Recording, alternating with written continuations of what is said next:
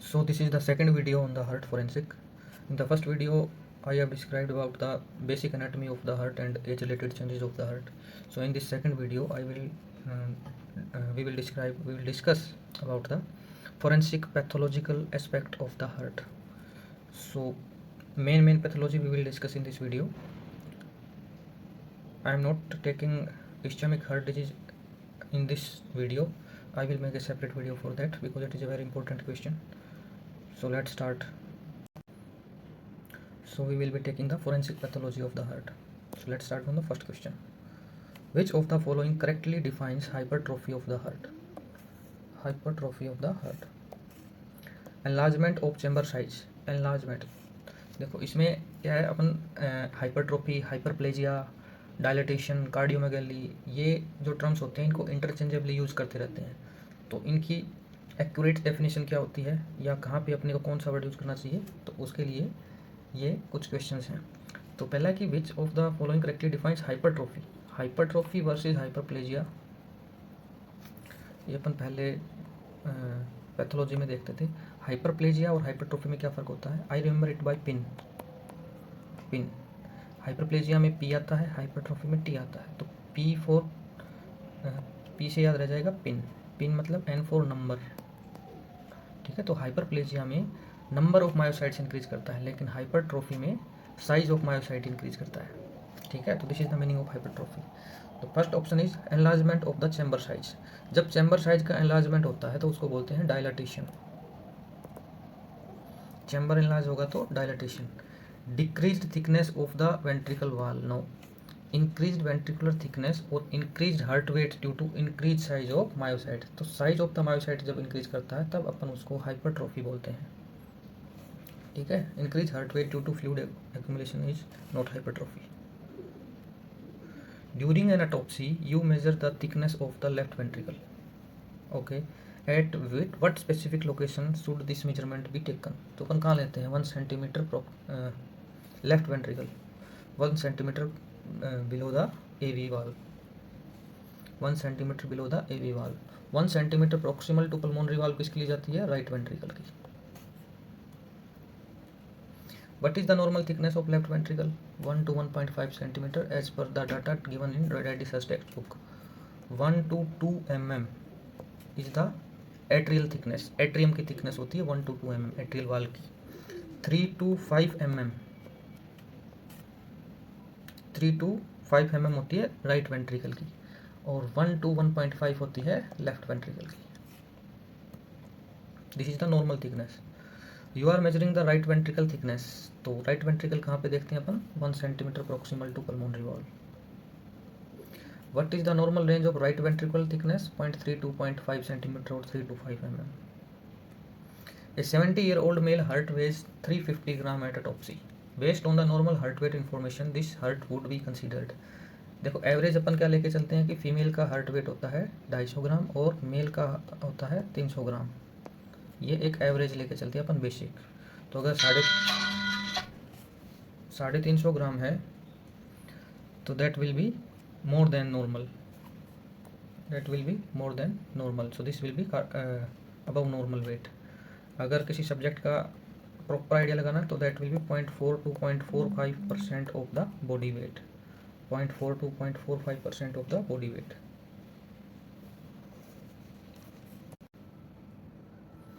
सो average heart weight female का 250, mail का 300. Normally अपन लेके चलते हैं 0.4 to 0.45% of the body wait. Normal width की और लेंथ की बात की जाए तो AV ग्रुप पे अपन विड्थ देखते हैं 9 to 10 सेंटीमीटर होती है और नॉर्मल लेंथ होती है 12.5 सेंटीमीटर. एट्रियल की थिकनेस में पहले बता चुका हूँ 1 to 2 mm होती है. This is the basic data you should know during autopsy. A patient with chronic MR, mitral regurgitation है, develops an enlarge left ventricular chamber size without significant wall thickening. सिर्फ chamber size बढ़ा है, वाल thick नहीं हुई, तो ये क्या है? डायलिटेशन है. Okay, this is dilatation. A patient with aortic stenosis, AS है, develops increase left ventricular wall thickness over time. This represent a compensatory change in response to. Okay, this is the very important basic concept regarding heart pathology. देखो, एक होता है pre load और एक होता है after load. होता है प्री लोड और एक होता है आफ्टर लोड। दोनों में से कोई भी इंक्रीज करेगा तो that will further progress into heart failure. ठीक है, तो प्री लोड कब बढ़ता है और आफ्टर लोड कब बढ़ता है। अब दो टर्म है, एक है वॉल्यूम ओवरलोड और एक है प्रेशर ओवरलोड। प्रेशर ओवरलोड का मतलब क्या है कि वेंट्रिकल को या एट्रिया को ज़्यादा प्रेशर लगाना पड़ रहा है ब्लड को इजेक्ट करने के लिए, this is called pressure overload. तो जब प्रेशर ओवरलोड अपन बोलते हैं तो we are talking about after load. ठीक है, तो प्रेशर ज़्यादा कब लगाना पड़ेगा वेंट्रिकल को इजेक्ट करने के लिए ब्लड को, जैसे कि आयोर्टिक स्टेनोसिस है, मतलब कि लेफ्ट वेंट्रिकल के आगे जो आयोर्टिक वाल्व है जहाँ से ब्लड जाना होता है वहाँ पे स्टेनोसिस है, तो लेफ्ट वेंट्रिकल को ज़्यादा प्रेशर लगाना पड़ेगा। This is pressure overload of left ventricle और we can say increase in after load of left ventricle. दूसरा है वॉल्यूम ओवरलोड। वॉल्यूम ओवरलोड का मतलब क्या है, अगर किसी चैम्बर में, मान लो लेफ्ट वेंट्रिकल की ही बात करें, लेफ्ट वेंट्रिकल में जितना ब्लड नॉर्मली आना चाहिए उससे ज़्यादा अमाउंट ऑफ ब्लड उसके अंदर आ रहा है। ज़्यादा अमाउंट ऑफ ब्लड कैसे आएगा, रिगर्जिटेशन से। रिगर्जिटेशन या तो कहाँ से होगी, मेट्रल वाल्व से, या फिर कहाँ से होगी, आउर्टा से। तो आगे से भी ब्लड आ सकता है अगर आगे वाली वाल्व अच्छे से काम नहीं कर रही, और पीछे से भी ब्लड आ सकता है अगर पीछे वाली वाल्व काम नहीं कर रही। तो both of these condition will lead to increase in the blood amount in the ventricle. So blood अगर इसमें ज़्यादा आएगा तो एक फिजियोलॉजी में लॉ पढ़ते थे, फ्रैंक स्टर्लिंग लॉ, वो क्या कहता है कि अगर ज़्यादा अमाउंट ऑफ ब्लड आएगा तो ज़्यादा मसल स्ट्रेच करेगी और उसको ज़्यादा मसल को स्ट्रेच करना पड़ेगा उसे पुश करने के लिए ब्लड को, that will lead to the compensatory changes in the heart. So in both cases volume overload and pressure overload heart has to work more in the same blood supply. ठीक है, तो volume overload में क्या हो रहा है, systole से पहले ही वेंट्रिकल के अंदर ब्लड का वॉल्यूम इंक्रीज कर रहा है, तो सिस्टोल से पहले यानी कि प्री, तो दिस इज प्री लोड। तो volume overload is somehow related to pre load and pressure overload is related to after load. ठीक है, तो यहाँ पे क्या हो रहा है, a patient with aortic stenosis, aortic stenosis का मतलब क्या है, प्रेशर ओवरलोड की बात हो रही है। तो दिस प्रेशर ओवरलोड की बात हो रही है, मतलब कि आफ्टर लोड बढ़ रहा है यहाँ पे।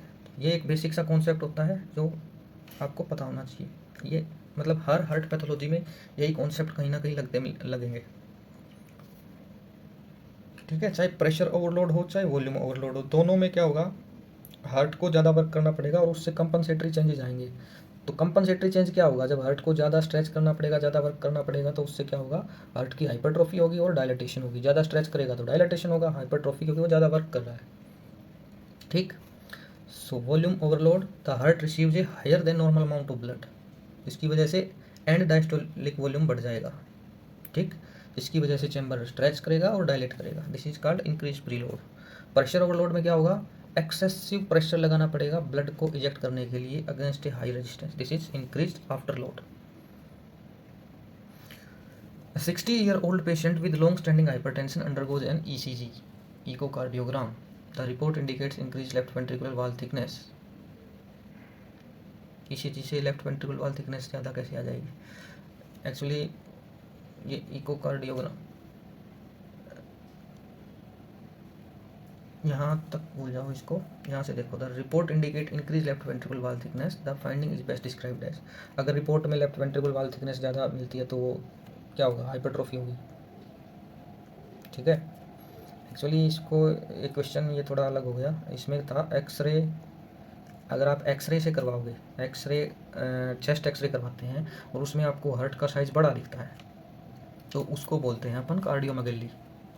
उसमें आपको हार्ट डायलेटेड भी मिल रहा है, डायलेटेड दिख रहा है एक्सरे में, और आपको लग भी रहा है कि इसका वेट भी ज़्यादा होगा कहीं ना कहीं, वो एक्सरे में वैसे ही दिख जाएगा। तो कार्डियोमेगली क्या होता है, एक सिम्टम होता है, सिम्टम मतलब आपको दिख गया वो। ठीक है, तो it is basically differentiating cardiomegaly from hypertrophy. अगर increase left ventricle wall thickness सिर्फ ये दिखे तो हाइपरट्रॉफी है, अगर सिर्फ चैम्बर का साइज बड़ा दिखे तो डायलेटेशन है। अगर ये दोनों ही दिख रहे हैं आपको अलग से, एक्सरे में दिख रहे हैं या वैसे दिख रहा है, तो हम उसको कार्डियोमेगली बोल देते हैं।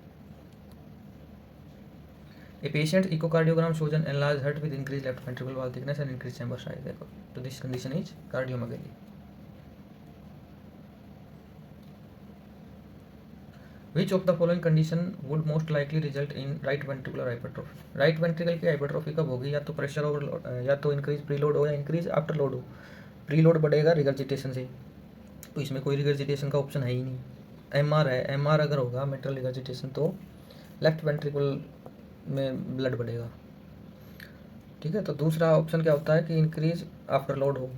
आफ्टर लोड कब बढ़ेगा? जब उसके आगे रेजिस्टेंस आए, वेंट्रिकल के आगे रेजिस्टेंस आए, जिससे उसको ज़्यादा प्रेशर लगाना पड़े ब्लड को इजेक्ट करने के लिए। ठीक है, तो राइट वेंट्रिकल की बात हो रही है, तो राइट वेंट्रिकल के आगे क्या होता है? पल्मोनरी आर्टरी, पल्मोनरी आर्टरी के आगे लंग्स होते हैं। तो अगर पल्मोनरी हाइपरटेंशन हो गई तो ऑब्वियसली राइट वेंट्रिकल को ज़्यादा प्रेशर लगाना पड़ेगा, there will be right ventricle hypertrophy. Which of the following condition would most likely cause left ventricle dilation due to volume overload? Left ventricle का dilatation due to volume overload. तो left ventricle में volume overload या increase preload क्यों होगा? क्योंकि या तो उसके आगे वाली वाल में रिगर्जिटेशन या पीछे वाली में। तो लेफ्ट वेंट्रिकल के पीछे एमआर होता है, मिटल वाल होती है, तो मिटल रिगर्जिटेशन, आगे अवोर्टिक वाल है तो अवोर्टिक रिगर्जिटेशन। तो this will be the correct answer. Pressure overload hypertrophy अगर लेफ्ट वेंट्रिकल की बात की जाए तो या तो उसके आगे अवोर्टिक स्टेनोसिस है जिसकी वजह से रेजिस्टेंस आ रहा है, या फिर सिस्टेमिक हाइपरटेंशन है। ठीक है, या तो अवोर्टिक स्टेनोसिस है या फिर सिस्टेमिक हाइपरटेंशन। तो यूजुअली अपन देखते हैं अपने पास जो ऑटोप्सी करते हैं तो उनमें बहुत सारे पेशेंट्स में सिस्टेमिक हाइपरटेंशन की हिस्ट्री मिल जाती है अपने को। तो that will lead to the pressure overload hypertrophy. Pressure overload hypertrophy जब होती है तो कंसेंट्रिक थिकनेस बढ़ती है। कंसेंट्रिक थिकनेस का मतलब क्या है? एक होती है कॉन्सेंट्रिक थिकनेस और एक यूँ कह लो कि लॉन्गिट्यूडनली थिकनेस बढ़ रही है। जैसे कि मान लो ये मायोकार्डियम है, कंसेंट्रिक थिकनेस का मतलब है कि ये ऐसे बढ़ गई इसकी थिकनेस, मतलब कि ये वाली थिकनेस बढ़ गई, दिस इज कॉन्सेंट्रिक थिकनेस। तो जब हार्ट पैथोलॉजी होती है प्रेशर ओवरलोड की वजह से, that will lead to increase in the concentric thickness. ये आप ऑटोप्सी पे जब मेजर करते हो तो ये आपको विजिबल हो जाती है या आपको ये फाइंडिंग मिल जाती है। लेकिन ऐसा क्यों होता है? क्योंकि जो नए सार्कोमियर्स बने हैं, सार्कोमियर पता है ना, जो मसल के फिलामेंट्स होते हैं वो पैरेलल टू मायोसाइट्स बनते हैं। यहाँ पे इस केस में पैरेलल टू मायोसाइट्स बन रहे हैं। लेकिन वॉल्यूम ओवरलोड हाइपरट्रोफी में क्या होता है? वॉल्यूम ओवरलोड में रिगर्जिटेशन होता है, रिगर्जिटेशन से डायलेटेशन होता है, डायलेटेशन से थिकनेस पे क्या फ़र्क पड़ेगा? अगर वो डायलेट भी हो रहा है, वर्क भी कर रही है मसल ज़्यादा और डायलेट भी हो रही है रिगर्जिटेशन की वजह से, तो ज़रूरी नहीं है कि ये वाली थिकनेस बढ़े। कई बार क्या होगा, ये मसल यूँ बढ़ जाएगी, ऐसे स्ट्रेच हो जाएगी, यूँ कह लो कि लॉन्गिट्यूडनल एक्सिस में एक तरह से इसकी लेंथ बढ़ गई, क्योंकि जो नए सार्कोमियर्स बन रहे हैं वो एग्जिस्टिंग मायोसाइट के सीरीज में बन रहे हैं। तो क्या इससे आप ऑटोप्सी पे पता कर सकते हो? अगर ऑटोप्सी पे इसकी थिकनेस कितनी आएगी? नॉर्मली आएगी, इवन कम भी आ सकती है या बाई चांस ज़्यादा भी आ सकती है। तो आप जो भी ऑटोप्सी करते हो तो हार्ट में यूजुअली क्या लिखते हो कि लेफ्ट वेंट्रिकुलर थिकनेस का साइज इतना है, और ये लिख के अपन छोड़ देते हैं।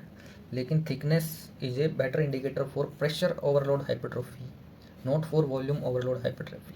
वॉल्यूम ओवरलोड में थिकनेस बढ़ भी सकती है, नॉर्मल भी हो सकती है और कम भी मिल सकती है, क्योंकि आपको नहीं पता कि वो स्ट्रेच हुआ है कि नहीं हुआ है। या अगर आपको पूरा एनलार्ज चैम्बर अलग से दिख जाए तो अलग बात है, अदरवाइज अपन यूजुअली थिकनेस लिख के छोड़ देते हैं। तो what is the better indicator? Thickness और हार्ट वेट। अगर मसल का मास बढ़ेगा तो वेट बढ़ेगा, ऑब्वियस सी बात है। तो मास और हार्ट वेट में थिकनेस और हार्ट वेट में better indicate in my opinion will be heart weight. ठीक है, that's why heart weight is possibly better indicator rather than thickness, because thickness में not always tell the real pathology. ठीक है, volume overload hypertrophy उससे नहीं पता चलेगी।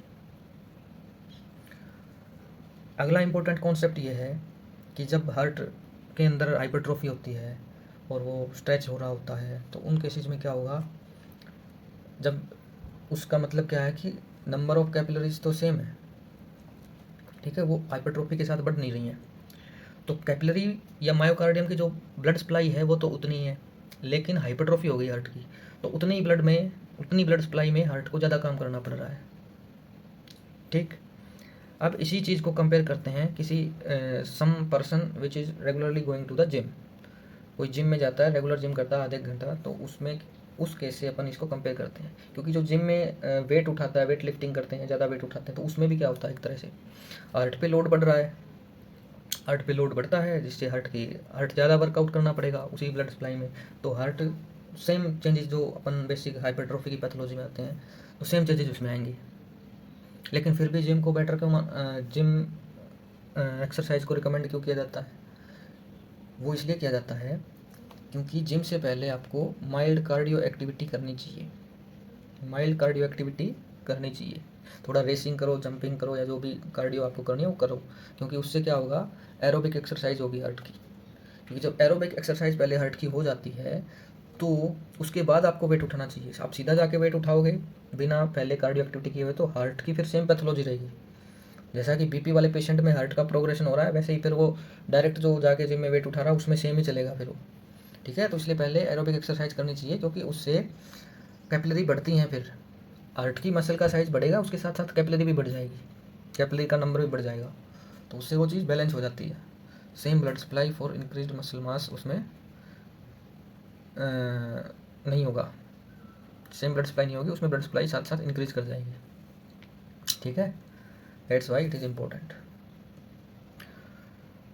अब हाइपरट्रोफी हो गई, हाइपरट्रोफी के आगे क्या कॉन्सिक्वेंस होगा हार्ट का? हाइपरट्रोफी हो गई, फिर भी मान लो कोई बीपी का पेशेंट है, सिस्टेमिक हाइपरटेंशन है, उसको हाइपरट्रोफी हुई, पहले तो कंपनसेटरी चेंज हुआ, हाइपरट्रोफी हुई, डायलिटेशन जो भी होना था वो हो गया। अब हाइपरट्रोफी का आगे जाके क्या होगा, कहाँ तक बढ़ेगा हार्ट का साइज, वाल का साइज, वाल की थिकनेस।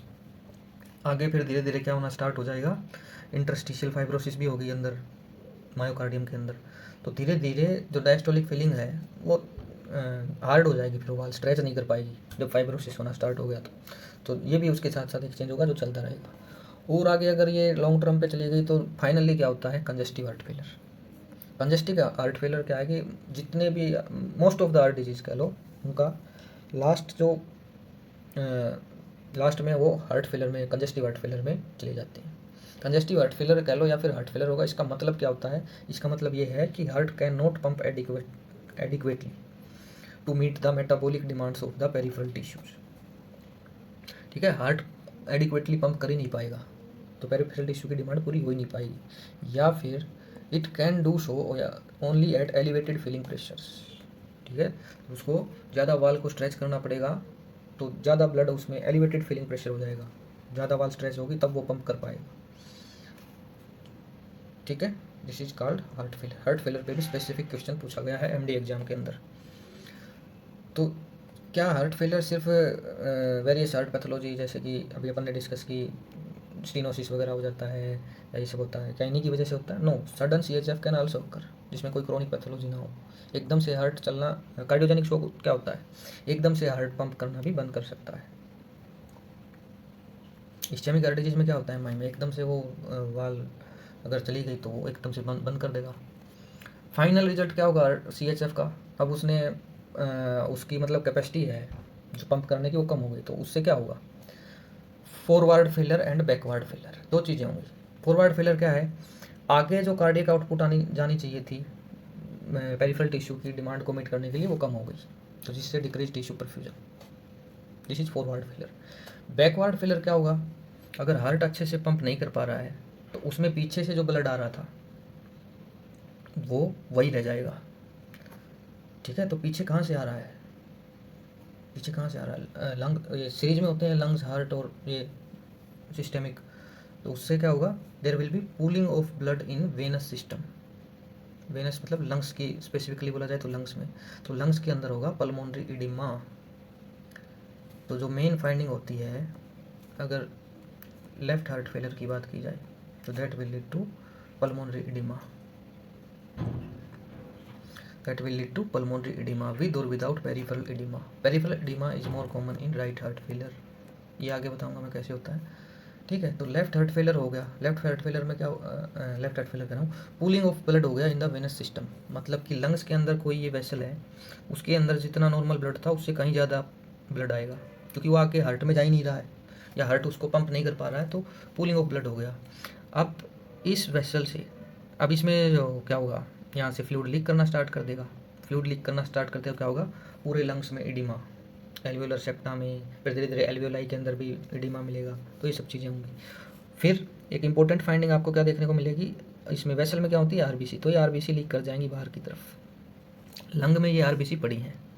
अब इस आरबीसी को कोई मैक्रोफेज आएगी, कोई मैक्रोफेज आई और उसने इस आरबीसी को खा लिया।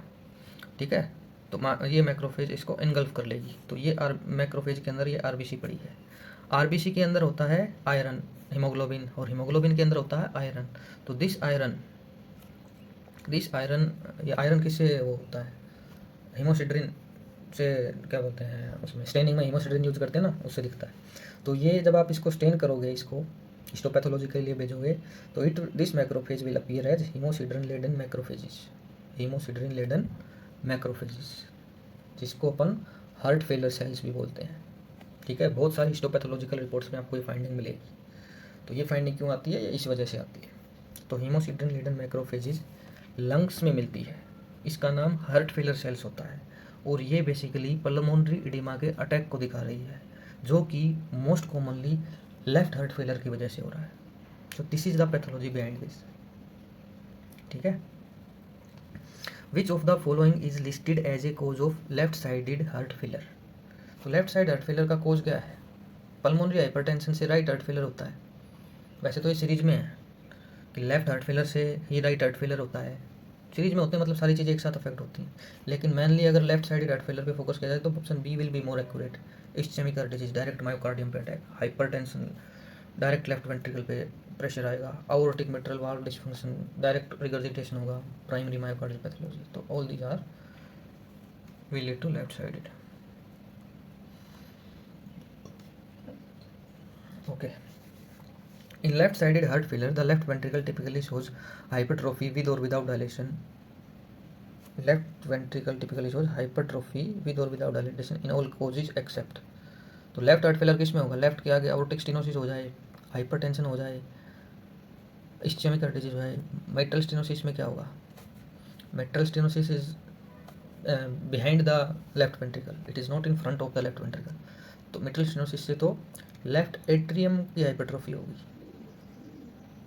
ठीक है, लेफ्ट एट्रियम की हाइपरट्रोफी होगी। तो नॉर्मल जो वाल थी, वाल थिकनेस थी इसकी 1 to 2 mm, इससे ज़्यादा मिलेगी लेफ्ट एट्रियम की। इन MS which chamber of the heart undergoes dilatation. ठीक है, तो डायलिटेशन या हाइपरट्रोफी जो भी होगी वो लेफ्ट एट्रियम की ही होगी। In MS blood stasis occurs most commonly in which location leading to thrombus formation. तो MS में कहाँ ब्लड इकट्ठा हो रहा है, लेफ्ट एट्रियम में।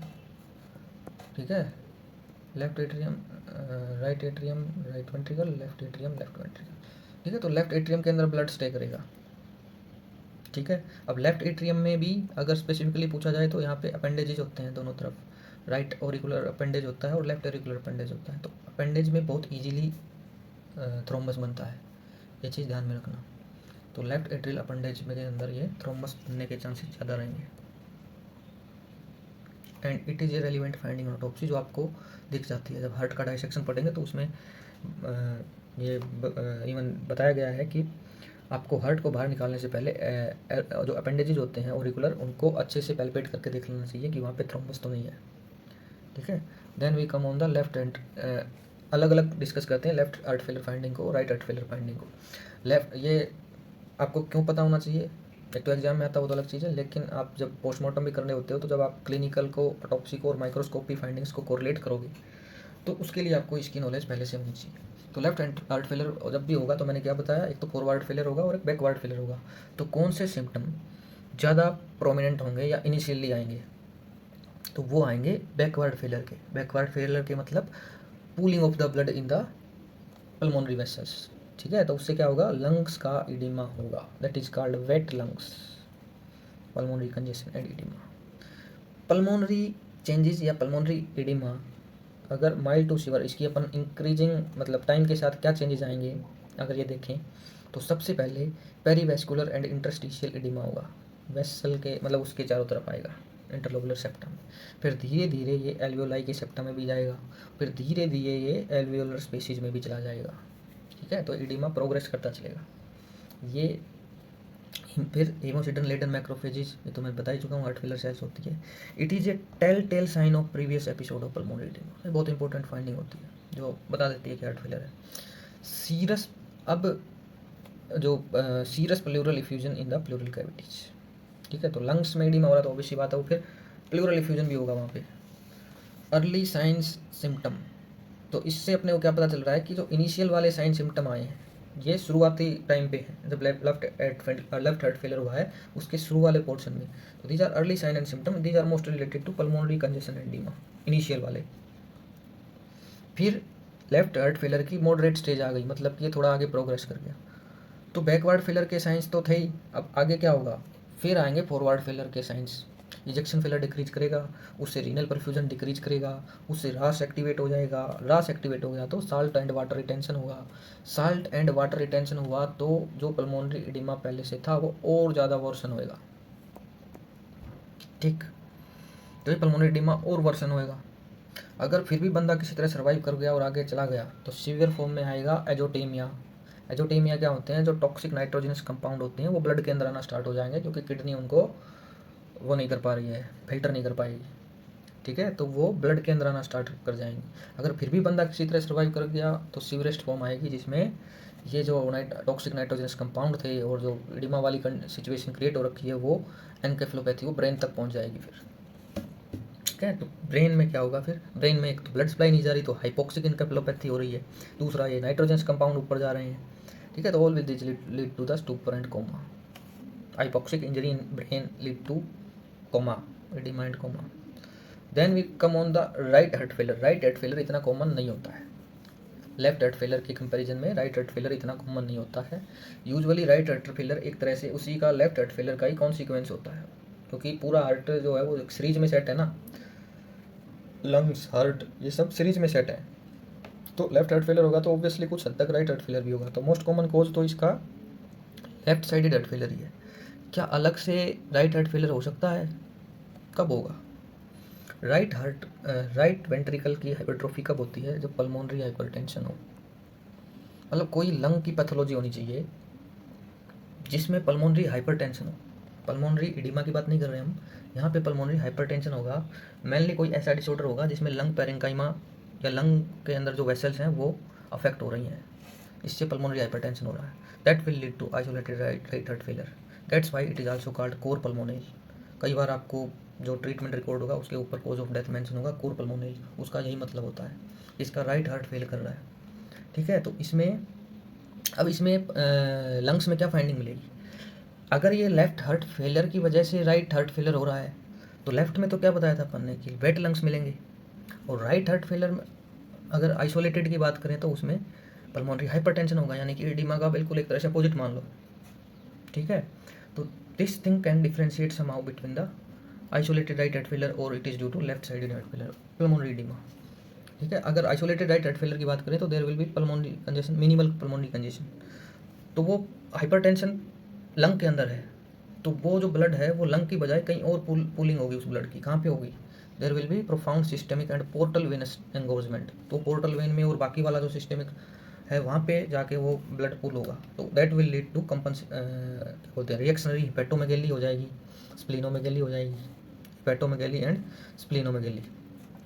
ठीक है, हिपेटोमेगेली में और फिर उसमें आएगा नटमैग लीवर अपीयरेंस। काफ़ी बार आपने देखा होगा, कहीं भी गूगल पे आप इमेज इसकी देख सकते हैं, नटमैग लीवर आपने काफ़ी केसेज में देखा भी होगा। बीपी की जिसको भी हाइपरटेंशन होती है उनमें थोड़ा बहुत आपको हल्का सा नटमैग लीवर दिख ही जाता है। ठीक है, बाकी और जगह पे और जो भी जगह वहाँ पे इफ्यूजन होगा, प्लूरल पेरिकार्डियल पेरिटोनियल सब जगह आपको इफ्यूजन मिलेगा, क्योंकि वो ब्लड वहाँ पे बाकी बॉडी में स्टे कर रहा है ना ज़्यादातर ब्लड। ठीक है, एक और इम्पोर्टेंट बात कि subcutaneous tissue oedema dependent portions के अंदर एंकल पे देखते हैं, पीडल पे देखते हैं, प्रीटेबियल पे देखते हैं, तो यहाँ पे जनरलाइज्ड एडिमा होगा जिसको अपन एनासार का बोलते हैं, जनरलाइज्ड एडिमा होगा जिसको अपन एनासार का बोलते हैं। तो अगर लेफ्ट हार्ट फेलियर है तो मेन जो एडिमा है वो लंग्स के अंदर है, अगर राइट हार्ट फेलियर है तो जो मेन जो एडिमा रहेगा वो बाकी जगह जो एंकल पे, पीडल पे, प्रीटेबियल पे जो अपन देखते हैं वो मेनली राइट हार्ट फेलियर को बताता है। या देखो क्लिनिकली भी जब अपन एंकल एडिमा या पीडल एडिमा को देखते हैं तो दो क्या करवाते हैं, आरएफटी कराते हैं, रीनल फंक्शन टेस्ट, और चेस्ट एक्सरे कराएंगे। आरएफटी किडनी में अगर दिक्कत है तो ऑब्वियसली बात है वो फिर एंकल पीडल ट्रीट ये सब एडिमा आएगा। अगर ये रूल आउट हो गया तो फिर आपको राइट हार्ट फेलियर भी कंसिडर करना चाहिए। More prominent kidney malfunction है brain malfunction due to congestion. ठीक है, तो राइट हार्ट फेलियर और लेफ्ट हार्ट फेलियर में अगर ज़्यादा वो देखा जाए कि ज़्यादा बेकार कौन सा है तो ऑब्वियसली तो ये राइट हार्ट फेलियर है, क्योंकि राइट हार्ट फेलियर में लेफ्ट हार्ट फेलियर में तो वहाँ पे ब्लड सप्लाई पहुँच नहीं पा रही है, राइट हार्ट फेलियर में वहाँ पे कंजेशन हो रहा है, ज़्यादा ब्लड पहुँच पा रहा है, तो ये वाला ज़्यादा खतरनाक है। ठीक है, so at this stage I will stop at this point, next we will discuss in the next video. Thank you, I will end it here.